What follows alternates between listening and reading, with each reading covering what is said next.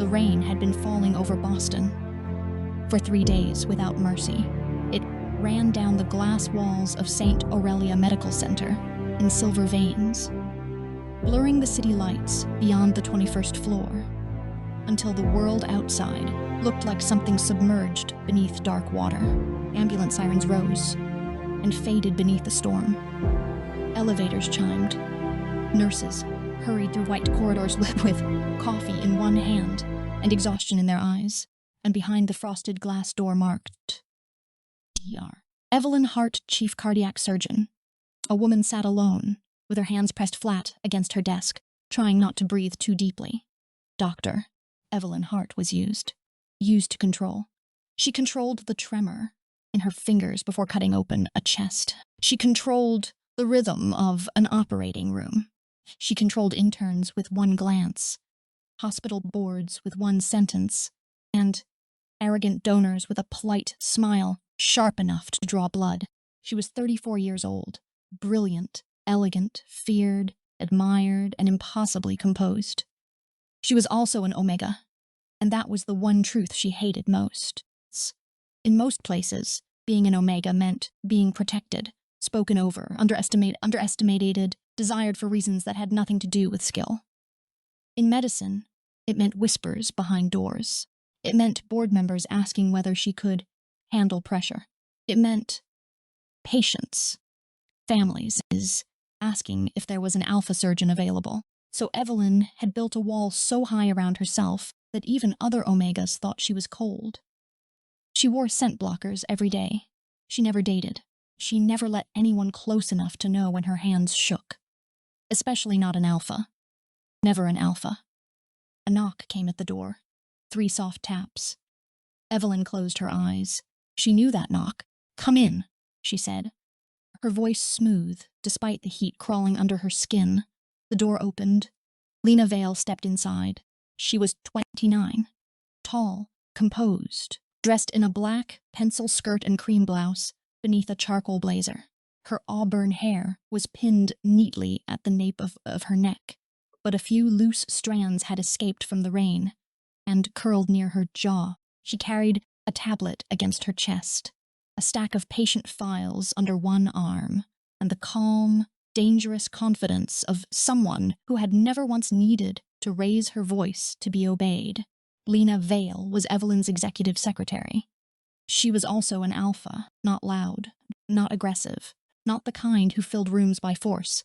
Lena was worse. She entered quietly, and somehow the room rearranged itself around her. "Your 6 o'clock consult has been rescheduled," Lena said. Mrs. Calloway's daughter called. Their flight from Chicago was delayed because of the storm. Evelyn kept her eyes on the file before her. "Fine, doctor. Morrison requested your opinion on the Devereaux case." "No. I told him you would say that." "Then why mention it?" "Because he asked me to ask twice." Evelyn looked up. Lena's mouth curved almost imperceptibly. Evelyn hated that curve. Not because it was smug. Because it was beautiful. Because it made something inside her chest loosen. Because Lena Vale had worked for her for 8 months. In 8 months. And in 8 months, Evelyn's had noticed too many things.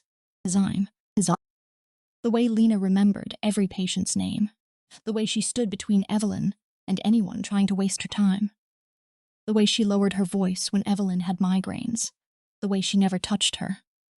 Not once. Not even accidentally. It should have made Evelyn feel safe.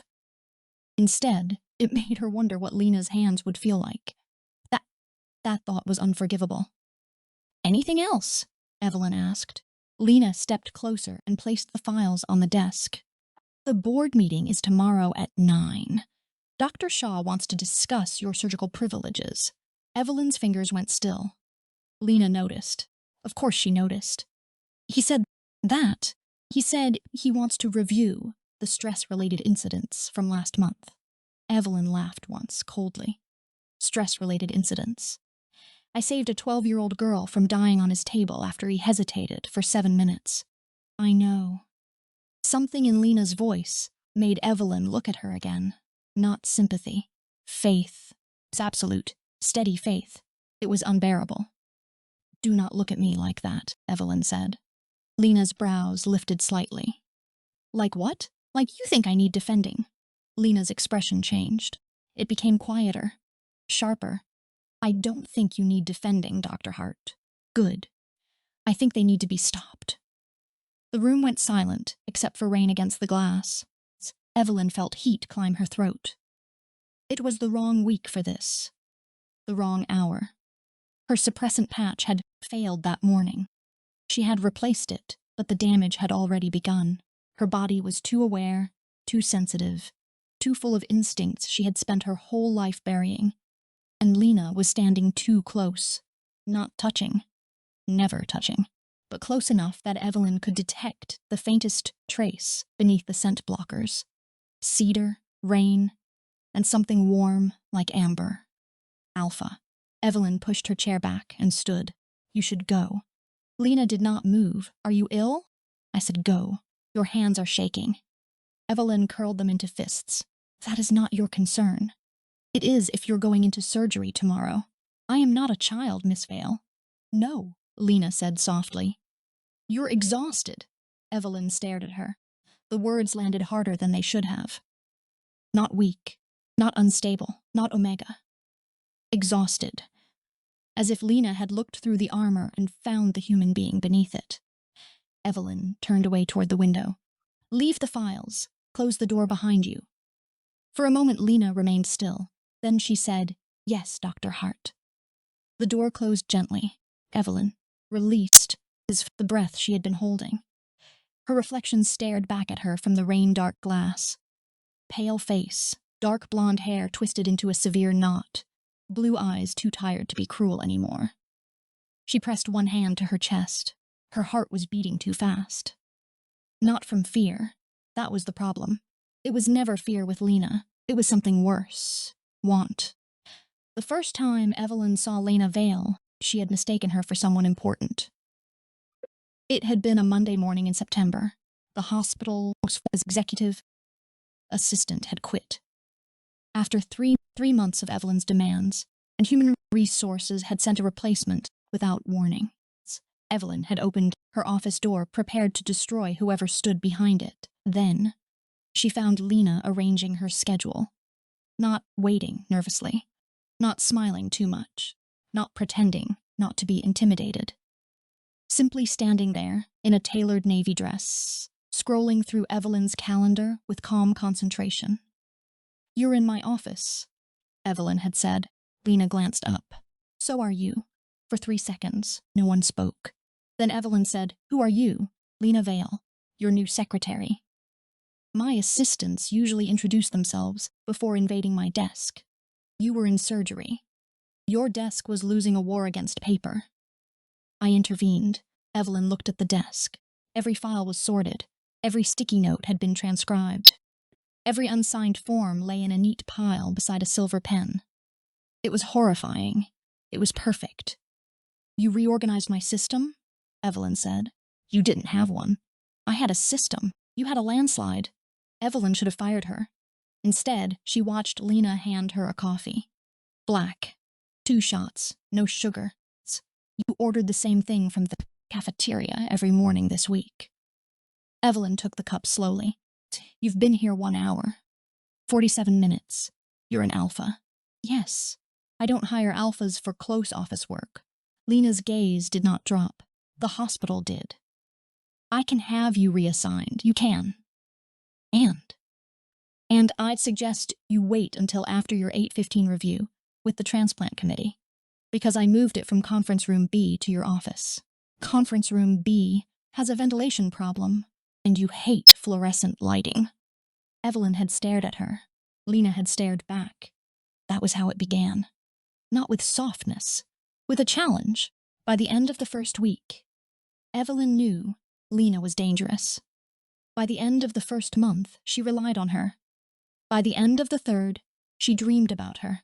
By the 8th, she had memorized the exact distance. Lena always kept between them. 2 steps. Respectful, careful, cruel. The board meeting began at 9 sharp. Saint Aurelia's executive conference room occupied the top floor. with panoramic views of Boston Harbor and a table long enough to make everyone sitting at it look like enemies. Evelyn arrived in a white silk blouse, charcoal trousers, and a face carved from ice. Lena walked half a step behind her, carrying documents. Doctor. Margot Shaw sat at the head of the table, silver-haired and smiling with the polished mercy of a guillotine. Beside her were 3 board members, 2 legal consultants, and Dr. Felix Morrison, whose ego was larger than his surgical skill. There were no men in Evelyn's world worth naming, and in this room, Morrison hardly mattered as one. He was simply another obstacle with a pulse. Dr. Hart, Shaw said, "Thank you for coming. You scheduled the meeting, and yet your attendance is appreciated." Evelyn sat. Lena remained standing behind her left shoulder. Shaw's gaze flicked to Lena. "Miss Vale, this is a closed board session." Lena did not move. Evelyn smiled faintly. "Miss Vale handles my professional documentation. This discussion concerns your conduct. Then accurate documentation will be useful." A brief silence. Shaw's smile thinned. "Very well." The attack began politely. It always did. Questions about temperament, about communication style, about whether Evelyn's secondary designation needs had contributed to the incident in operating room 3 the month before. Evelyn answered each question with surgical precision. No, her designation did not affect her judgment. Yes, Dr. Morrison had delayed intervention. Yes, her decision had saved the patient. Yes, the mortality review supported her actions. No, she would not apologize for shouting when a child was bleeding out. Then Morrison leaned forward. "With respect, Dr. Hart's record is remarkable. No one denies that. But we must consider whether a chief surgical role places inappropriate strain on an Omega physician." The word struck the room like a slap. Omega. Not doctor, not chief. Omega. Evelyn felt the old fury rise, white and clean. Before she could speak, Lena did. "Dr. Morrison, may I clarify something?" Every eye turned. Evelyn's head snapped slightly toward her. Lena stood composed, tablet in hand. Morrison blinked. "You may not. This is—" "She may," Evelyn said. The board waited. Lena tapped her tablet once. "According to internal review records, Doctor, Hart has performed 212 major cardiac procedures in the last year, with a 98.7% success rate. The hospital's average is 89.4. Her readmission rates are the lowest in the department. Patient satisfaction is the highest among all attending surgeons. In the incident under discussion, she corrected a procedural delay documented by 3 nurses and 2 anesthesiology staff members." Shaw's eyes hardened. Lena continued. "Furthermore, Dr. Morrison's hesitation increased operative blood loss by an estimated 22%. Dr. Hart's intervention stabilized the patient within 4 minutes. Morrison's face darkened. This is inappropriate. No, Lena said calmly. Questioning Dr. Hart's biological designation in a professional review is inappropriate. Documented performance is relevant. Prejudice is not. Evelyn forgot to breathe. There was no heat in Lena's voice, no growl, no dominance, just truth, and somehow it was devastating. Shaw folded her hands. Miss Vale, you speak boldly for a secretary. Lena met her gaze. I speak accurately. Something moved through Evelyn then. Not attraction, not admiration. Something deeper and far more dangerous. Trust. After the meeting, Shaw postponed the decision. She had no choice. Lena had left the board with nothing clean to attack. Evelyn walked out first, fast enough that her heels struck the marble like gunfire. Lena followed her into the private corridor. Dr. Hart? Evelyn stopped so suddenly, Lena almost collided with her. Almost. Of course she stopped in time. Evelyn turned. What were you thinking? Lena's face remained calm, but her eyes were bright. That they were wrong. You humiliated a board chair. She humiliated herself. You put your position at risk. Yes. Why? The word came out sharper than Evelyn intended. Lena looked at her for a long moment. Because someone should have done it before now. Evelyn's throat tightened. She wanted to say, thank you. She wanted to say, don't ever do that again. She wanted to say, why does it feel like you see me even when I am hiding? Instead, she said, you are reckless. Lena's mouth softened. Only when necessary. It was not necessary. It was to me. Evelyn stepped closer before she could stop herself. The distance between them vanished from 2 steps to 1. Lena went still, very still. Evelyn noticed. You always stop, Evelyn whispered. Lena's lashes lowered once. Yes. Why? Because you never asked me not to. The corridor seemed to narrow around them. Its rain slid down the windows beyond Lena's shoulder. Somewhere nearby, an elevator chimed. A nurse laughed far away, and the sound belonged to another world. Evelyn's pulse beat in her fingertips. She could smell Lena now. Even through blockers. Even through discipline. Cedar. Amber. Restraint. So much restraint. Evelyn should have stepped away. Instead, she said, and if I asked? Lena's eyes darkened. Then I would need you to be very clear. A door opened at the end of the corridor. Evelyn moved back instantly. 2 residents emerged, talking over charts. The moment shattered. Evelyn turned away. Return to the office. Yes, Dr. Hart. But Lena's voice was different now, lower, and Evelyn knew with terrifying certainty that something had changed. By winter, the whole hospital knew. Dr. Hart trusted Lena Vale more than anyone. No one said it aloud near Evelyn. They were not suicidal. But nurses noticed, residents noticed, even patients noticed. Lena could enter an operating gallery during an emergency, and Evelyn would not look annoyed. Lena could interrupt a meeting, and Evelyn would listen. Lena could place a cup of tea beside Evelyn after 12 hours in surgery. And Evelyn would drink it without asking what was inside. The world narrowed around them gradually. Then, all at once, a shared glance over a donor's ridiculous speech. A file passed hand to hand without contact. A coat silently left on Evelyn's chair during a snowstorm. A text sent at 2:13 a.m. Asterisk Lena, you have rounds at 6. Sleep. Asterisk Evelyn, I am reviewing post-op scans. Asterisk Lena, you are avoiding sleep. Asterisk Evelyn, you are insubordinate. Asterisk Leva. Yes. Evelyn had stared at that message for a full minute.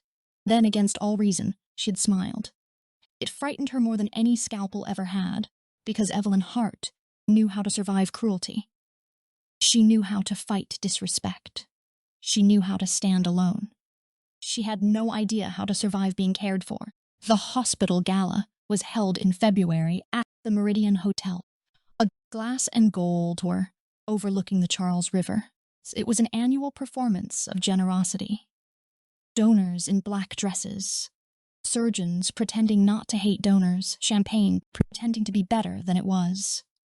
Evelyn hated every second of it. She wore a midnight blue gown with long sleeves and a low back, her blonde hair pinned with diamond clips borrowed from her mother and returned emotionally untouched.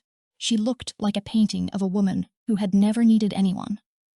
Lena arrived 20 minutes later, and Evelyn's carefully built composure nearly cracked.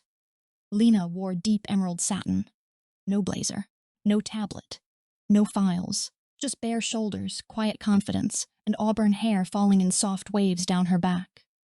Evelyn looked away too quickly. Not quickly enough. Lena noticed. Of course she noticed. You look uncomfortable, Lena said, appearing beside her near the balcony doors. You look inappropriate. Lena glanced down at herself. For a secretary? For someone trying not to attract attention. I wasn't trying that hard. Evelyn took a sip of champagne. It tasted like punishment. Lena's smile was faint. Do you want to leave? I am the department's public face. That wasn't my question. Evelyn turned her head. Their shoulders were almost aligned. Not touching. Never touching. You cannot keep offering me escape routes, Evelyn said. Why not?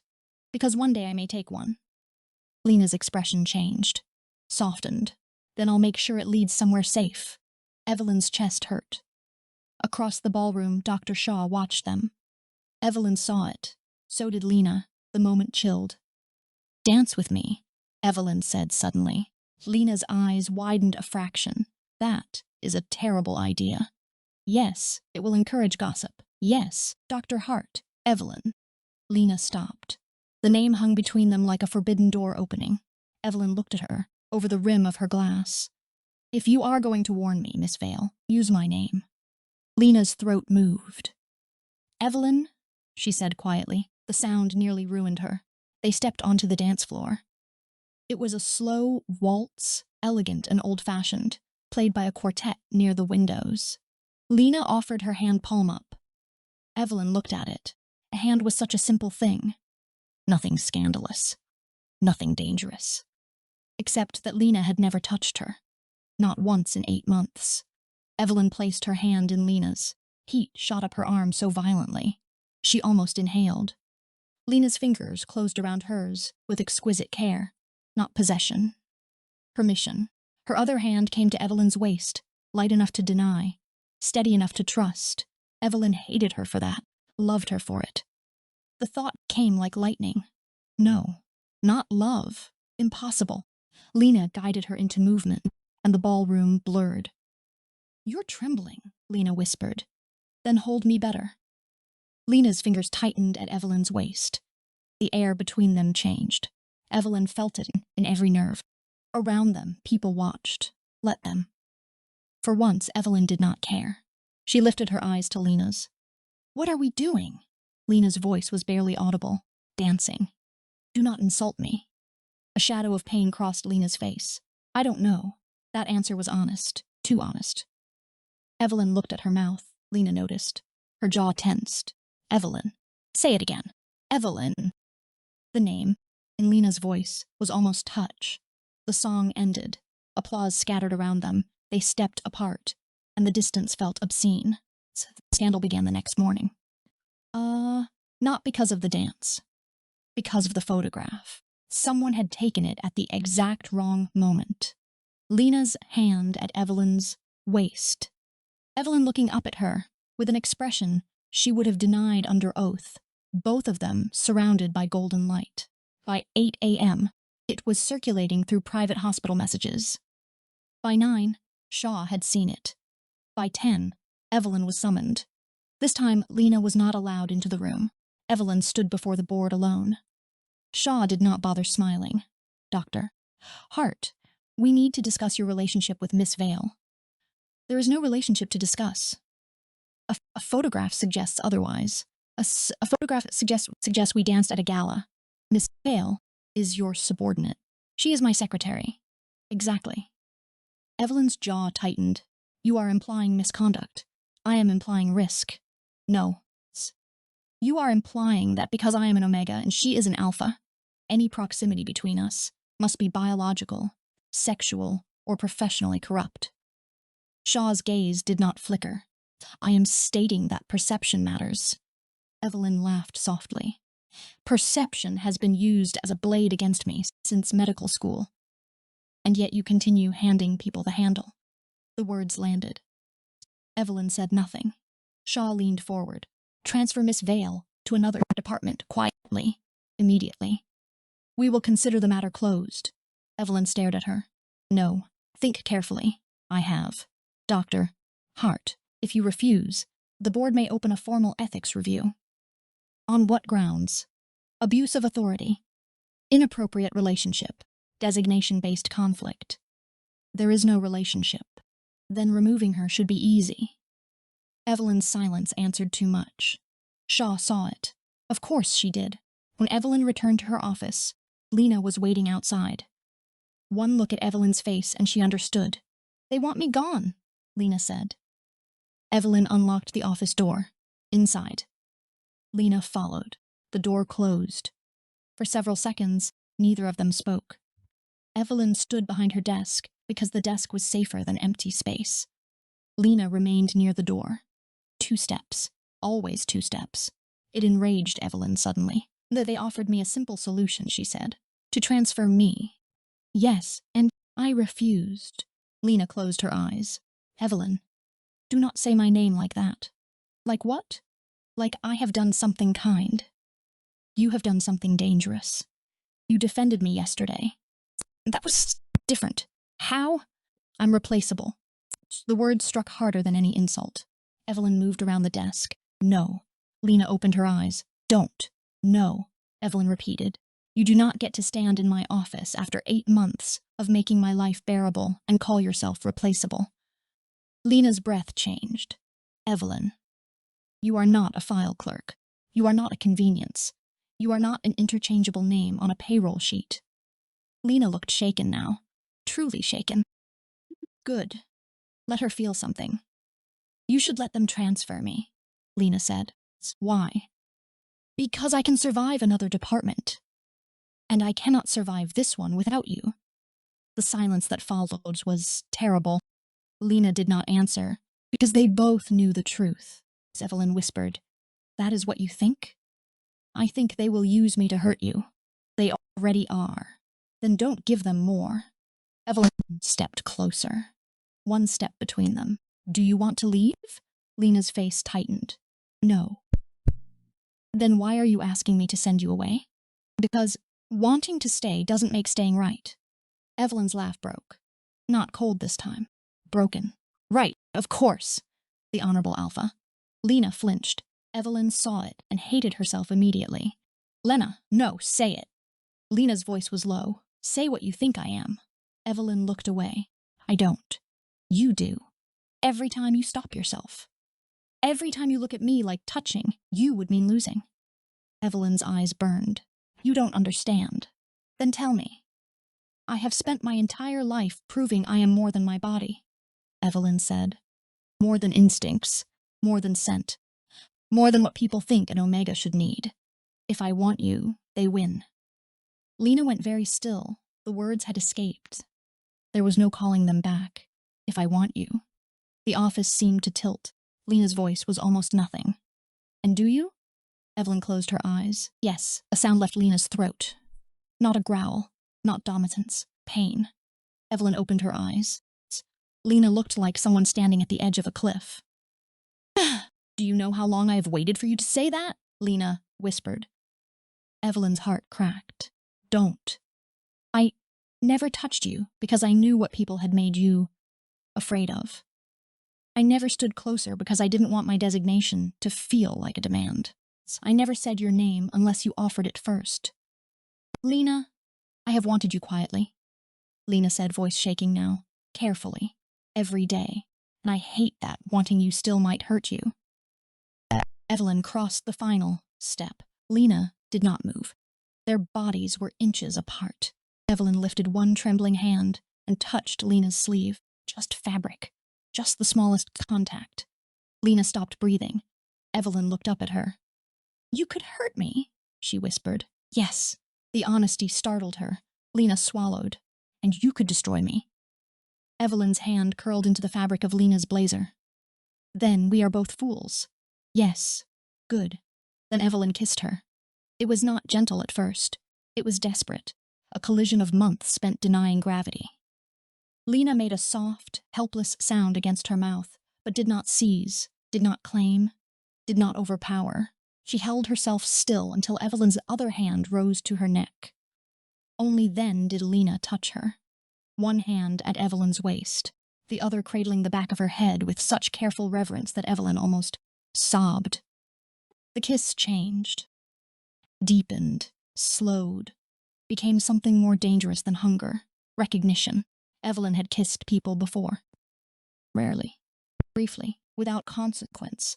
This was consequence. This was standing in a burning room and refusing to leave.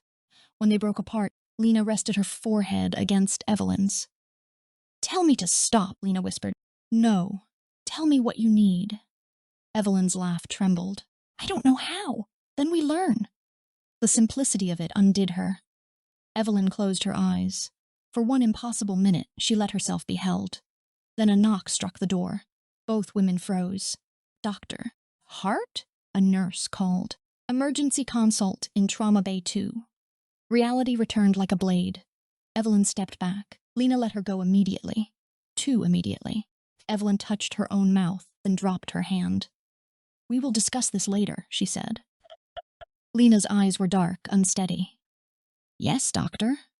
Evelyn paused at the door. "Evelyn." Lena's expression softened. "Yes, Evelyn."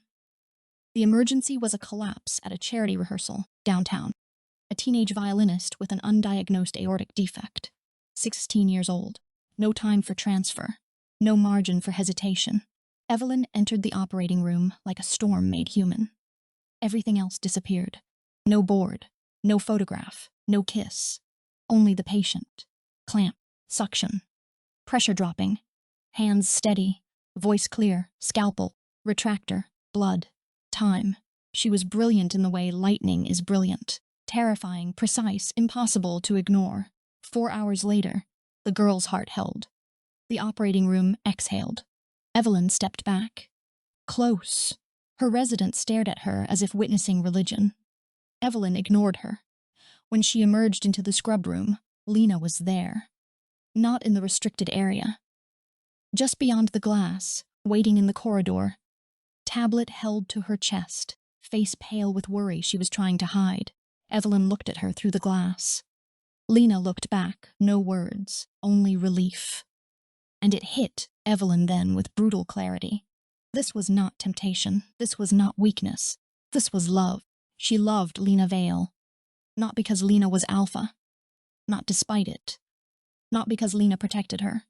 Because Lena saw her power and did not fear it. Saw her wounds and did not use them. Saw her loneliness and did not try to own it. Evelyn pressed one hand lightly to the glass. Lena's eyes widened.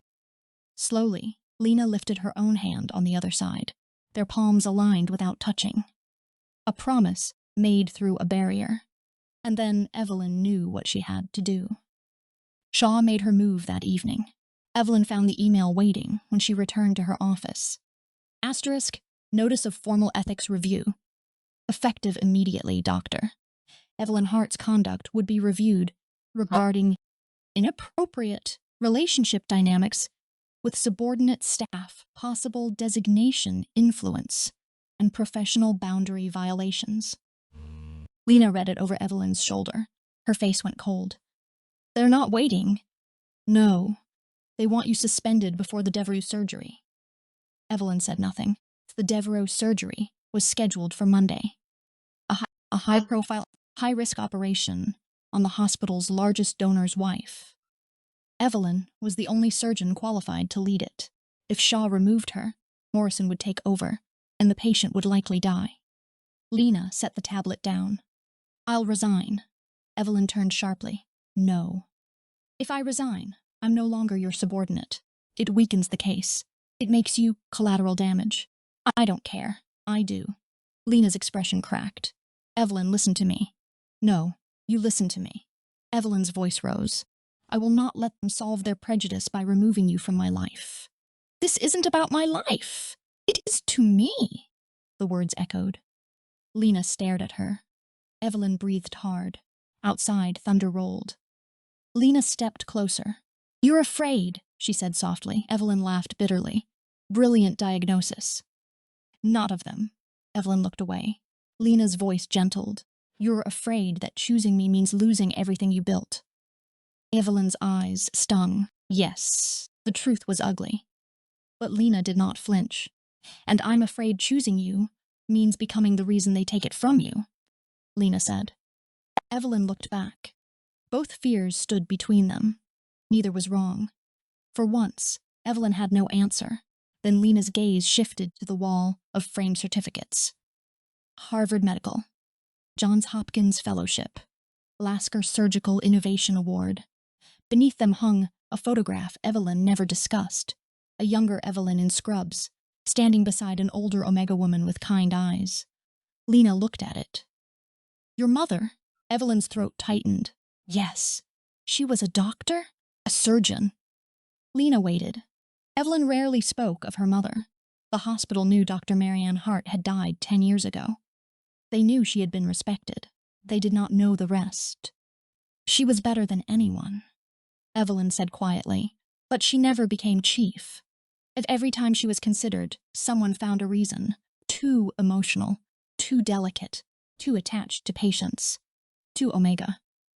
Lena listened. When I was 19, she told me that talent would not be enough. She said if I wanted the room, I would have to become impossible to dismiss. So you did, yes. And did she want you to be alone? The question pierced clean through. Evelyn looked at the photograph. Her mother's smile was soft, tired, proud. No, she whispered. Lena moved beside her, still not touching. What would she tell you now? Evelyn closed her eyes. She could almost hear it. My darling girl, survival is not the same as living. The answer broke something open. Evelyn reached for Lena's hand. This time, Lena let her. Their fingers intertwined. No hiding. No accident. Choice. She would tell me to stop letting them define victory, Evelyn said. Lena squeezed her hand once. Then let's win differently. The plan was Lena's. Of course it was. Evelyn hated how good it was. They spent the night in Evelyn's office, not touching except for their joined hands, when exhaustion made silence dangerous. Lena pulled internal records. Evelyn reviewed policy. Together, they built a case not just against the ethics review, but against the entire pattern behind it. Designation bias in promotion decisions, unequal scrutiny of Omega physicians, Morrison's documented surgical delays, Shaw's private correspondence implying concern over Evelyn's Omega optics. The hospital had secrets. Lena found them. Evelyn weaponized them. At 4:17 a.m., Evelyn looked over and found Lena asleep on the couch, one hand still resting on a stack of printed emails. Her face was softer in sleep, younger, less guarded. Evelyn rose quietly and draped her coat over Lena. Lena stirred. Don't go, she murmured. Evelyn froze. The words were half-dreamed, unprotected. A secret from somewhere deep. Evelyn knelt beside the couch. I'm here, she whispered. Lena's breathing settled. Evelyn looked at her for a long time. Then she bent and pressed a kiss to Lena's temple. Not desire. Not defiance. Tenderness. It terrified her most of all. The ethics hearing was scheduled for Friday at noon. By 11:55, Evelyn had already decided to end a war. She entered the executive room in a black suit, hair pinned back, no jewelry except her mother's old silver watch. Lena walked beside her this time, not behind. The board noticed. Shaw noticed. Evelyn hoped they did. Dr. Hart, Shaw said. Miss Vale, before we begin, I should remind you both that this is a confidential proceeding. No, Evelyn said. It is not. Shaw blinked. Evelyn placed a folder on the table. My attorney has filed a formal discrimination complaint with the State Medical Board and the Equal Employment Commission. Copies have been sent to the hospital's legal department, the Donor Oversight Committee, and the Boston Globe's Investigative Health Desk. The room went silent. Lena set down a second folder. This packet includes internal communications demonstrating repeated designation-based bias against Dr. Hart and other Omega physicians. Shaw's face lost color. A board member reached for the folder. Evelyn continued. It also includes evidence that Dr. Morrison's clinical performance concerns were deliberately minimized while mine were exaggerated, following incidents in which I corrected his errors. Morrison stood. This is outrageous. Evelyn looked at him. No, outrageous is a 16-year-old nearly dying, because mediocrity is protected when it comes in the right designation. His mouth snapped shut. Shaw recovered first. Dr. Hart, threats will not help your case. This is not a threat. It is disclosure. You are still under review for an inappropriate relationship with your subordinate. Evelyn felt Lena beside her, steady, warm. She took one breath, then another. I am in love with Lena Vale, Evelyn said. The room vanished. Lena's head turned toward her. Evelyn did not look away from Shaw. I did not coerce her. I did not offer professional benefit. I did not abuse authority. Until yesterday, I had not acted on my feelings. I will submit to any fair review of that timeline. Shaw's eyes sharpened. Then you admit. I admit I am human, Evelyn said. A condition this board appears to find suspicious only in Omegas. Lena's voice entered, quiet but clear. I have submitted my resignation from direct employment under Dr. Hart, effective immediately. Evelyn's heart lurched. That had not been part of the plan. She turned. Lena looked at her, eyes apologetic but firm. I have accepted a temporary administrative role with the Surgical Equity Review Office pending investigation. Lena said, no supervisory link remains. Evelyn stared. Lena whispered, just for her, not leaving. Just moving the battlefield. Evelyn almost laughed, almost cried. Shaw looked between them and saw the case collapsing. Because scandal required shame. And Evelyn had brought none. By the end of the hearing, the formal review was suspended pending external investigation. Shaw was placed under administrative leave 2 days later. Morrison's surgical privileges was restricted after 2 additional complaints surfaced. The Boston Globe never needed to publish the story. The threat of light had been enough. For now, but victory had a cost. Lena moved out of Evelyn's office that afternoon. Her desk was empty by 5. The absence was immediate and physical. Evelyn stood in the doorway, staring at the place where Lena's coffee mug had always sat beside the keyboard. The small brass nameplate was gone. The spare cardigan Lena kept for cold conference rooms was gone. The peppermint candies she claimed were for patients, but always placed near Evelyn's files, were gone. The office looked larger, worse. Lena appeared behind her, with the last cardboard box in her arms. Evelyn did not turn. I dislike this. I know. You should have told me. You would have argued. Yes. And won. Yes. Lena sighed. That's why I didn't tell you. Evelyn turned then. There was exhaustion between them now. Victory and grief tangled together. You resigned from being my secretary. Yes, but not from me. Lena set the box down. Never from you. The words struck with such force that Evelyn's anger dissolved. She walked to Lena slowly. No desk between them. No title. No room full of eyes. Just them. What are we now? Evelyn asked. Lena's gaze softened. Whatever we choose. I am not good at choosing things that make me happy. I've noticed. Evelyn huffed a quiet laugh. Lena smiled. The smile undid her. Evelyn reached up and touched Lena's face. Lena leaned into it. So simple. So devastating. I am difficult, Evelyn said. Yes, I work too much. Yes, I dislike public vulnerability. I may panic. I'll wait. I may push you away. I'll step back. Evelyn swallowed. And if I ask you to come closer?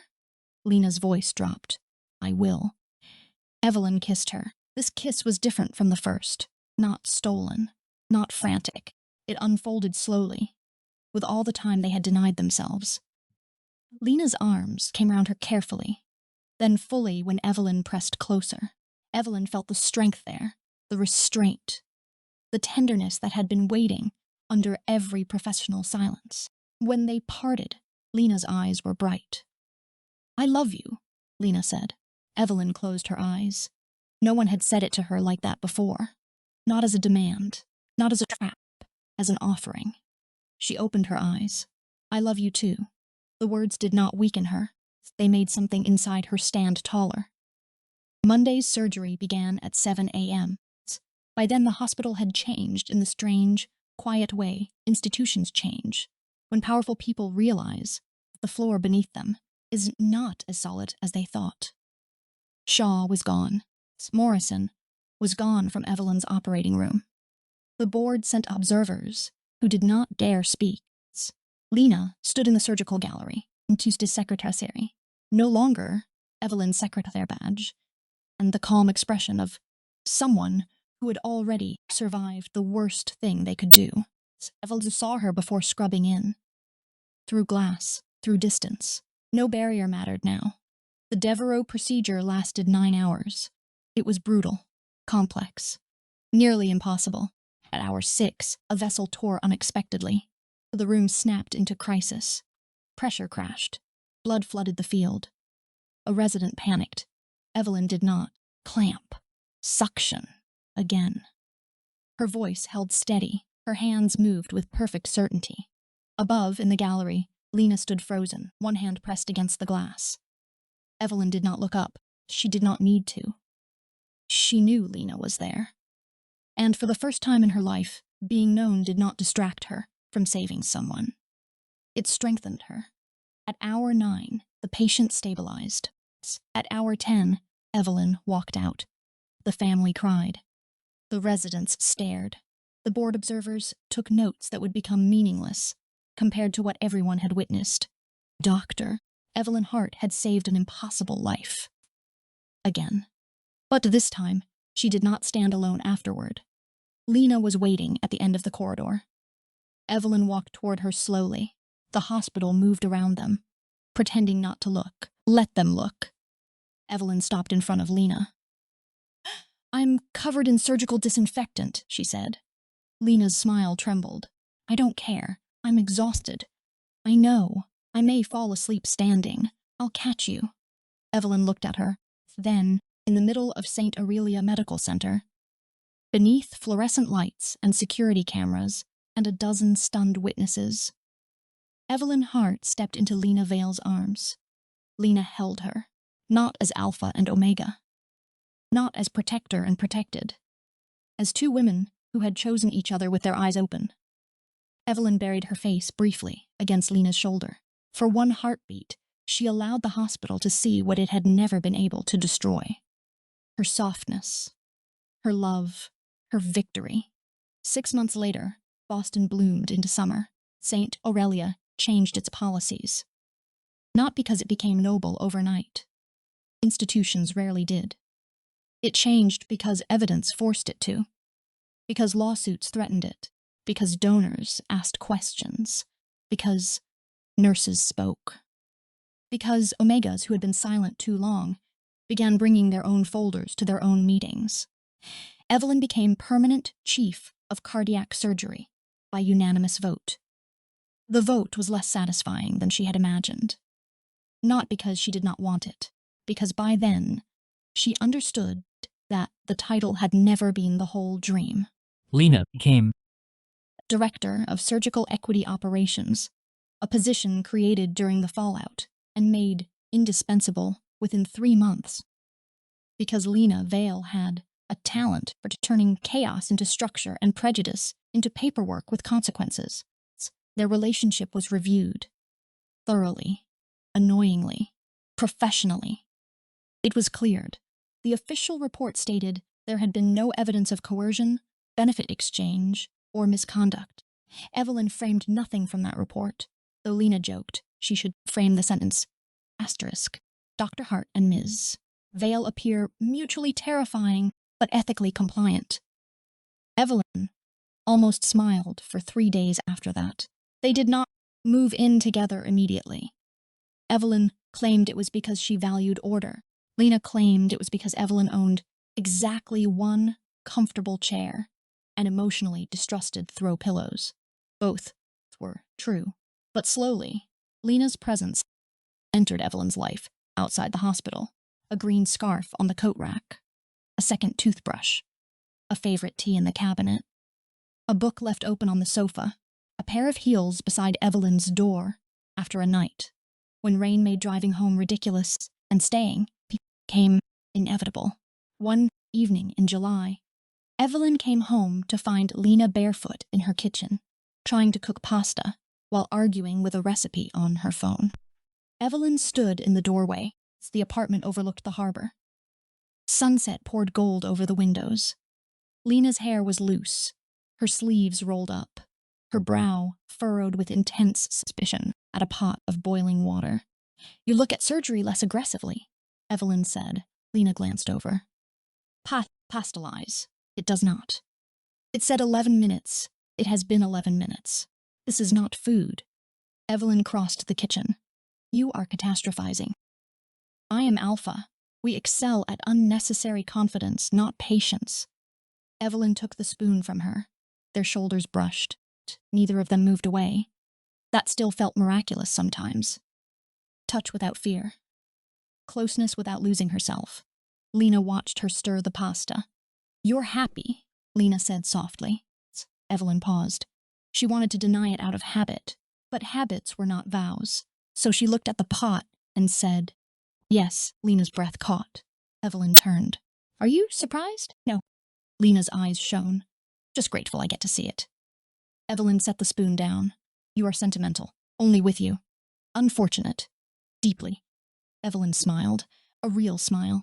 Lena stared as if the sun had risen indoors. Then Evelyn kissed her. Softly at first. Then not softly at all. The pasta overcooked. Neither of them cared. In autumn, Evelyn visited her mother's grave for the first time in 2 years. She went alone. Not because she was hiding Lena. Because some grief needed privacy before it could become shared. The cemetery was quiet, lined with amber trees and old stone angels softened by moss. Evelyn stood before the grave with her hands in the pockets of her wool coat. *Dr.